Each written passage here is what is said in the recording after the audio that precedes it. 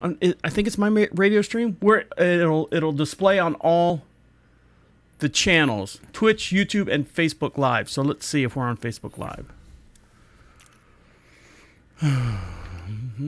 Place like catches on fire and it's live. Oh, there we are, right there. See? Okay.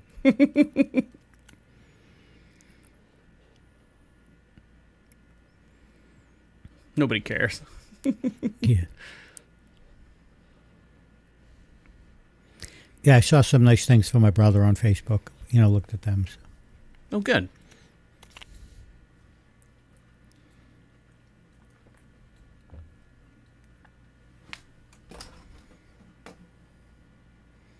Gotta change everything. And Kathy's not happy with the stereo in her car. She doesn't think it sounds good. And every 5 minutes or so, I just get a silence for half a second, maybe. And it drives her nuts. And, there, it did it again. It did it again. I said, it's not that awful. No one's pulled out your fingernails. Yes, it's, let me troubleshoot it. So. Well, that's sad. I got a feeling I'm going to have to turn that in and get a different stereo and rewire everything all over again. That's smart. See, what you should have done, Dan, is bought the stereo first and said, do you have a car to match the stereo? Yeah. That's what you should have done. All right, you ready? I'm ready. All right, here we go. Don't let me forget to move the screen over. Like, hey, move the screen over. All right, here we go.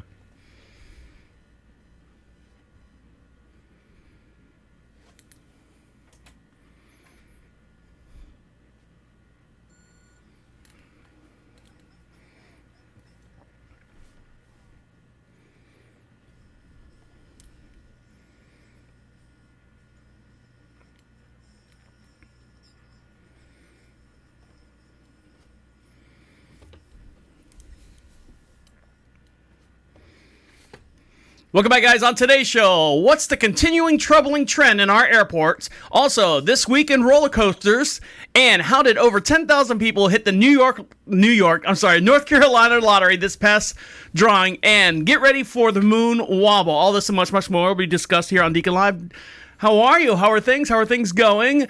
Are you feeling okay? Is the weather getting hot enough for you out there? I think the ground temperature over in the Pacific Northwest on the ground registered at 130 degrees, which is the hottest it's ever been, floor temperature wise. And over to my far right hand side, we have IT Dan. How are you? I'm good. It's good to be back here in New York or North Carolina, whatever you call it. I get the two confused because we got family that live up in New York, and we're always talking about New York. It's either Florida, North Carolina, or New York. In those three patterns, I don't really talk about in our personal conversations. We don't talk about any other states. Okay.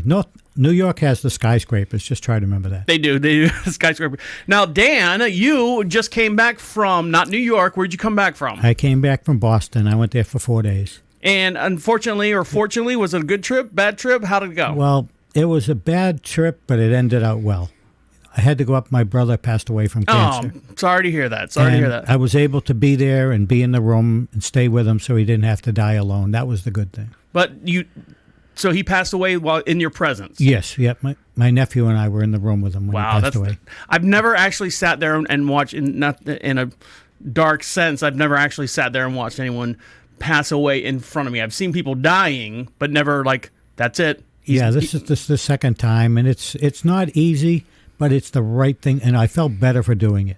Now, Dan, do you travel a lot when you're semi-retired. Your profession is an IT guy. And what does IT stand for, by the way?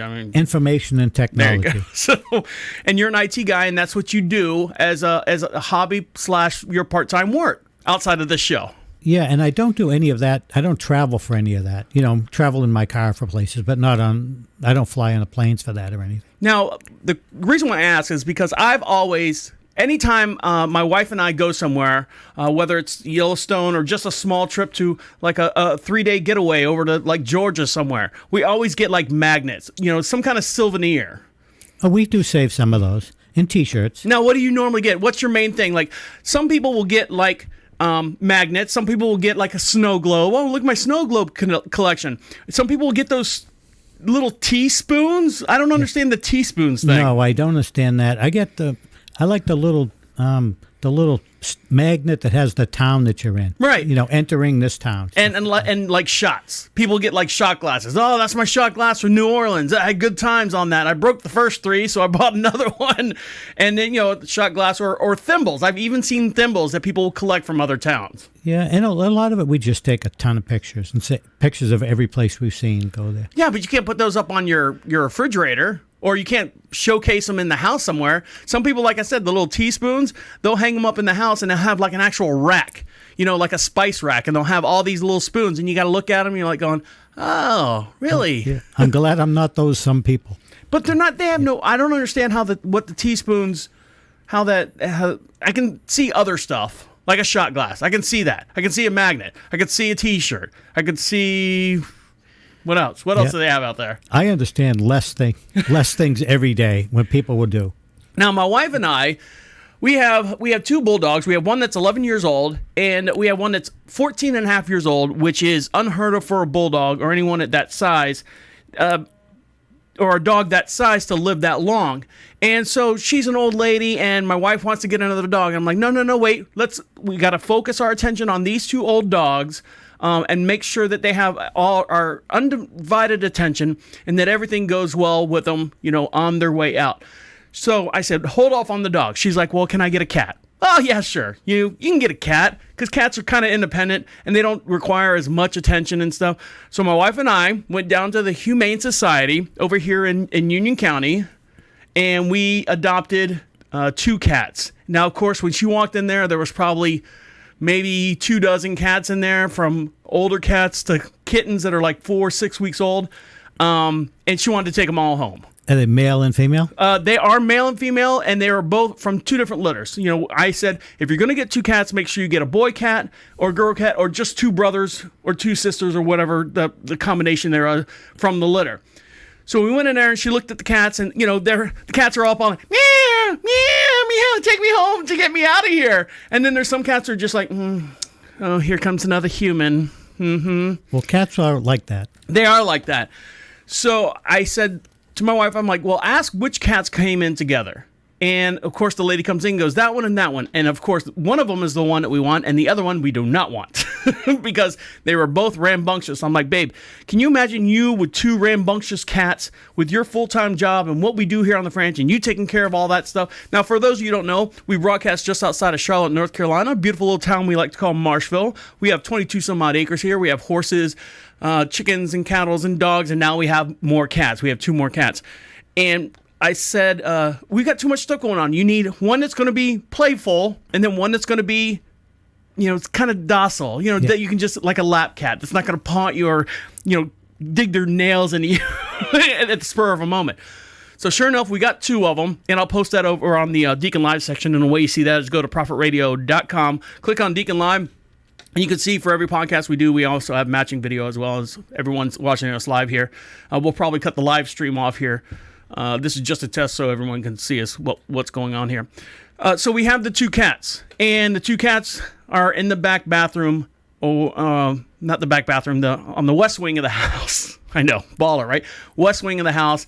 They're locked up in there. They have their own bowl. They have their own thing. So we have 2 cats. 2 cats. One that's one is like an orange tabby. We call it Cheeto, and the other one is it's a calico. Cheeto's a boy, and then the other one's a long-haired gray and tan calico, and her name is Trisket. Okay, now the dogs aren't looking at these cats saying, oh, I'm on my way out now. They'll get replacements for me. I only have a few more days. No, the dogs are looking like, hey, this is my house, and they'll sit there, and they're bulldogs, so they go 0 to 60 in 2.3 days. They get, they can jump about 4 inches at a jolt, and then they're down, they're out, they sleep.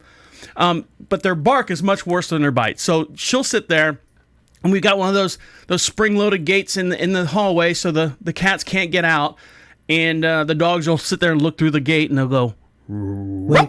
I mean, the cats can't climb over a gate? Well, they can, but the dogs they need an escape thing. Actually, here's you ready for this? I'm ready. This is what actually happens.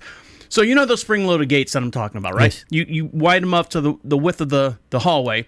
Now the molding that we have on the bottom is a good 6 to 8 inch molding on the floorboards. Okay, so the gate sits on top of the molding, so it's got a gap, a crawl space, if you may, underneath the gate that's about 4 to 6 inches tall. And so the cats can go up and under, but the dogs are too fat. They can't even get their head under it. So so the cat's like teasing them, and then zoop, right underneath the gate and just kind of bounce around, and the dogs run up to the gate and kind of slide and bounce off the gate. Okay. Well, it seems like it should be good. The cat should be safe then. Well, the cats, they know it's a safe place, and that's where they can get to. So that's what I got. Now, Dan, you have cats? Do you have any animals or anything like that? We have a stray cat, a black and white cat that sits on our porch and comes up to the door, and she will let my wife pet her. And then we have a bunch of stray cats in the neighborhood, and we have plenty of deer in our neighborhood. Now, you had a dog. You had a dog at one time. Yeah, we had a black lab named Katie. Now, would you ever get another dog again? And if you did, I mean, I'm assuming you would go down in the Humane Society and grab one. Yeah, we would get a rescue dog, but we'd want to get a big dog, 70, 80 pounds. But why do you want a big dog like that, Dan? Now, Dan, I don't want to say anything bad, but you are an older couple, and the older that you get, the smaller your dogs get. No, not with me. We just watched a dog for 5 weeks now, a dog named Marley that was totally insane, and she was about 20 pounds, and just a crazy nutty dog. And when I went up to Boston, she would go and sit by the window downstairs and look down the driveway waiting for me to come home. She did that for 4 days. Now, see, older people like to get smaller dogs because a couple things. One, they're small. They don't eat a whole lot. Two, they can pick them up and they can, if for whatever reason the dog got out of control, probably take it. A big 80-pound dog, Dan, I'm sorry. I know you're a man and all, but I think that 80-pound dog would take you down. Yeah, we've always liked big dogs. And then the third thing is, am I on 3? I'm on 3. Is shedding. The big dogs shed a lot of hair, and so that just means more housekeeping for your wife, for you, whoever does the housekeeping. We both do it, but she usually does most of the vacuuming. So that's why you see all these older people with little Chihuahuas and the Mitsuapsus or whatever, those dogs that don't shed. They always have to go to the hair salon and get their hair done. Yeah, I always get a kick when you see a guy that's like 6'4" and 275 pounds and solid muscle and a wife beater T-shirt, and he's walking a little poodle that weighs about 10 pounds, and it just looking at that always cracks me up. All right, when we come back, we'll dive deep into the show here. We're just getting started. Got lots to get into today, and this article that an ad that a woman put in the paper about how to get rid of her dog that she was fostering, and we'll dive into that here in just one sec. You're listening to Deacon Live right here on Prophet Radio. I'll be right back. Yeah, about 10 minutes. Thanks, Dan.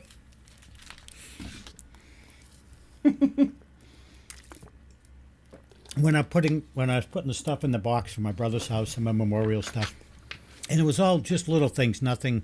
I wasn't looking at things for value, things that I'd specific to him that he's used, and I'm thinking, hey, look at this swag. Here comes the boss lady. I hear a mower. No, that's the side-by-side. Oh. Hold on, let me go tell her.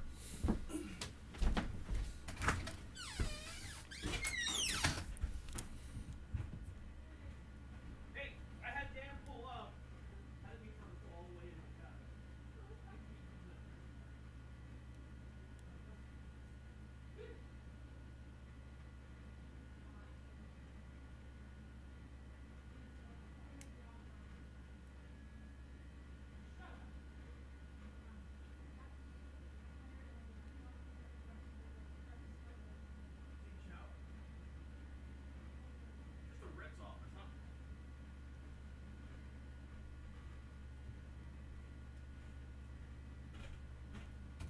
Amy says hi. Hi, Amy.